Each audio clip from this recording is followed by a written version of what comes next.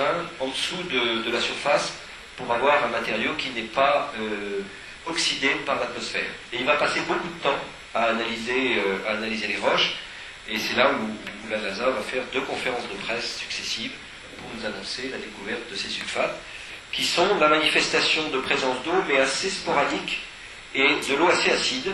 Ce n'est pas vraiment les meilleures conditions pour vivre, pour une bactérie, mais depuis, on a compris que c'était plutôt les argiles qui étaient intéressants. Vous voyez les airbags, les systèmes d'atterrissage qui ont été utilisés pour se poser sur Mars. Et voilà, tout ça dure 3 mois, donc c'est assez long. Ensuite, je vous fais un raccourci rapide de cette exploration. Ensuite, il va descendre plein sud pendant 2 ans. Et la mission va devenir, comme disent les Américains, boring, c'est-à-dire extrêmement ennuyeuse. Alors que précédemment, cette mission a eu un succès médiatique sur Internet considérable, puisqu'il y a eu 10 milliards de clics. Vous savez, il y a des compteurs sur les sites. Donc à chaque fois que vous cliquez, vous activez le compteur.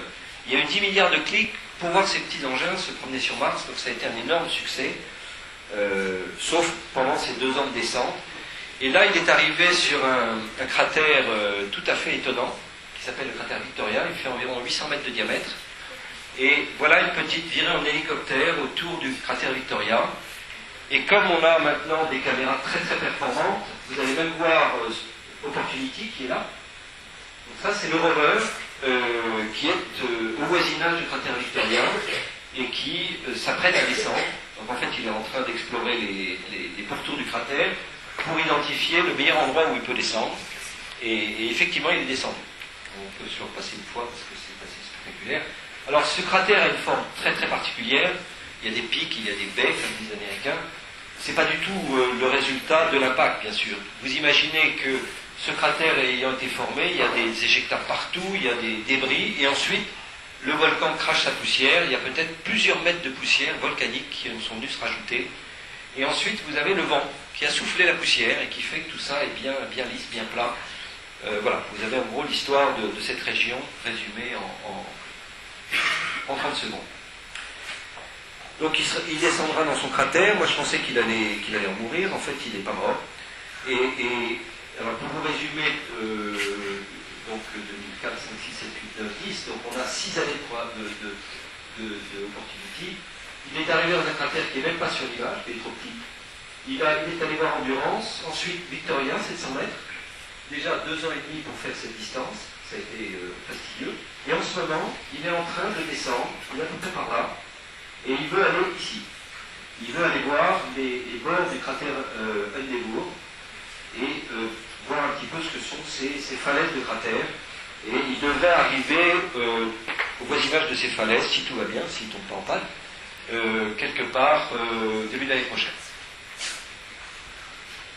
Voilà, donc ça c'est des images très récentes. Vous voyez 2239 sols. Un sol, c'est un jour martien qui fait 24 heures 40 minutes. Donc 2239 fois 24 heures 40 minutes, ça doit faire pas loin de 7 années. Et voilà en gros les images du bord du cratère vues depuis le sol. Et il a encore une certaine distance à parcourir. Alors si vous enlevez ceux-ci, qui sont des sulfates, si vous enlevez les rides, vous êtes sur la Lune pratiquement. Un sol extrêmement gris, sur la Lune il n'y a pas de vent, donc ces rides sont créées par le vent. Mais vous avez un sol pratiquement voisin d'un sol lunaire. Alors, il est midi moins le quart, donc je vais peut-être vous montrer un film spectaculaire sur une mission future, sur laquelle nous travaillons d'arrache-pied. Vous allez voir, c'est très spectaculaire. Alors, c'est une mission extrêmement ambitieuse, une mission américaine, sur laquelle nous avons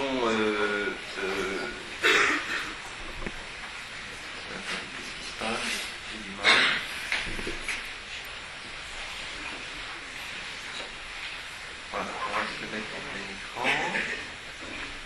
Donc là vous avez la rentrée dans l'atmosphère, qui est pour l'instant assez classique. Ce qui est moins classique, c'est ce que vous voyez maintenant, c'est-à-dire le pilotage dans l'atmosphère. Et ça, c'est de la belle technologie américaine. Je ne sais pas si je peux mettre ça ici. Après, un parachute, bien sûr. Le clé d'écran n'est pas passé, mais on est dans la vue. Voilà. Et là, un système tout à fait original pour se poser sur Mars, à base de rétrofusées. Et ça, bon, il n'y a que les Américains pour inventer ce genre de choses. Donc vous avez des rétrofusées au-dessus, le rover en dessous, et ensuite, pour diverses raisons, dont des considérations de pollution par les rétrofusées, vous avez un ascenseur, c'est-à-dire que vous allez descendre délicatement le rover. Alors c'est la taille d'une automobile, hein, ça fait 800 kg ça. C'est un engin, c'est une mission à 2 milliards de dollars, c'est une très grosse mission américaine, sur laquelle donc il y a 2 instruments franco-américains, on va dire. Et voilà, donc on pose le rover délicatement et ensuite on va demander au système de propulsion d'aller s'écraser plus loin parce qu'il est très crasseux, il a des ergols polluants. Et on ne veut surtout pas polluer l'endroit puisqu'on cherche des traces de vie, on cherche des molécules organiques et on veut avoir un système le moins pollué possible. En instrument français, il est là. Là vous avez un laser qui a été fait par Thales, là-dedans. Et là vous avez donc le laser tire par ce petit trou. Et un spectromètre ultraviolet qui va mesurer la composition des roches à distance. Donc c'est un instrument tactique. C'est-à-dire que ce rover va parfois se déplacer pendant des journées entières, et un jour il va s'arrêter, il va dire bon maintenant on passe à la phase d'analyse, donc voilà, là il se déplace. Et puis ensuite on va demander à cet instrument qui s'appelle Kelcam, on va lui demander de rentrer en action, et au sens propre du terme. Et donc le principe de Kelcam, ça consiste à tirer sur les roches, vous allez voir qu'il tire avec son laser, c'est un laser très puissant. Si vous mettez votre main, il y a un trou, hein. C'est très dangereux. C'est pas une petite diode laser, c'est un laser extrêmement puissant qui va créer un petit plasma dans les roches, même un petit trou, un petit cratère dans la roche. Et ce plasma est très très lumineux. Et donc vous avez le spectro UV qui est co-aligné et qui va récupérer les photons UV. Voilà, il a tiré. Et voilà, donc là il tire, et c'est ce qui va se passer. Donc vous avez une caméra qui est co-alignée avec le laser, c'est d'ailleurs moi qui ai suggéré de mettre une caméra, parce que c'est mieux, il s'agit de savoir où on tire. Si on ne sait pas où on tire, c'est pas très malin. Et voilà les raies ultraviolettes qui apparaissent, et c'est ce signal-là que l'on récupère, et qui correspond à la signature de la roche. Donc ensuite, tous ces spectres sont envoyés sur Terre, et pendant la nuit, on va regarder tous ces spectres et on va dire, il y a cette roche qui m'intéresse beaucoup, qui est vraiment pas du tout classique, pas du tout banale. Celle-là, elle est peut-être intéressante. Donc on va dire au rover, c'est celle-là que tu vas vraiment analyser. Donc là, il y a une procédure assez complexe. On va déplacer le rover, ça va prendre plusieurs jours. Il faut qu'il se mette au voisinage de la roche et il faut qu'il prélève la roche. Et là, il y a le bras manipulateur qui rentre en batterie. Alors tout ça, c'est des mécanismes, c'est compliqué, on n'aime pas du tout dans le spatial. Parce que qui dit mécanisme dit mécanisme en panne. Si ce bras, vous imaginez, tombe en panne, on a une bonne partie de la mission qui est perdue, donc il faut faire attention. Et il faut être très fiable. Le spatial est un exercice très difficile en termes de fiabilité, qui a une conséquence, c'est que ça coûte très cher.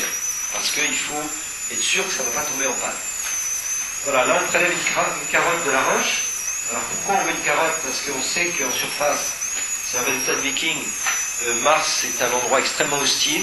Toute bactérie en surface est stérilisée comme dans un réacteur nucléaire parce qu'il y a les rayonnements cosmiques qui vont les tuer. Il y a le fait que le sol est très oxydant, il y a le fait qu'il n'y a pas d'eau du tout liquide. Donc c'est 3 conditions très défavorables à la vie sur Terre. Alors, bon après il se trouve que cette roche, il va la broyer, donc vous allez me dire c'est un peu idiot parce que à quoi ça sert de prendre une roche bon, en fait, en réalité, depuis que le film a été fait, ils vont directement traiter de la poudre, puisque la roche va être broyée, je vais accélérer un petit peu. Et derrière ce panneau ici, vous avez des gros instruments cachés. Gros parce qu'il y en a un qui doit faire un volume de 50 litres, hein, c'est beaucoup plus qu'une boîte à chaussures. C'est plutôt, c'est même 2-3 boîtes à chapeau, on va dire, à l'ancienne époque. Là,